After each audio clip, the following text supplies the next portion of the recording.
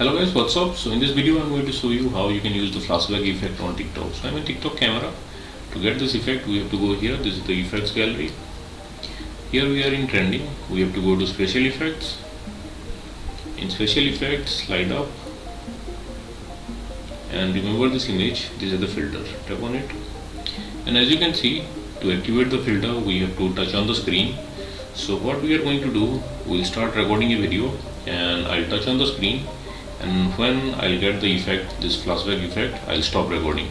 After that I'm going to use a different filter to give this effect. So let me start with recording a video. Okay, I'll touch on the screen now. Okay, I get the effect. Now let's stop. Okay, now let's go to the effect gallery. Let's go to trending.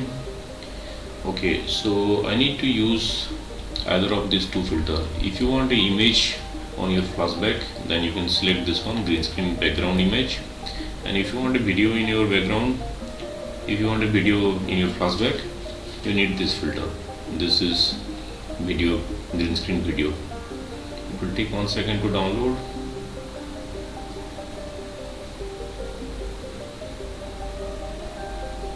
Okay, and we are done. So let me choose a video.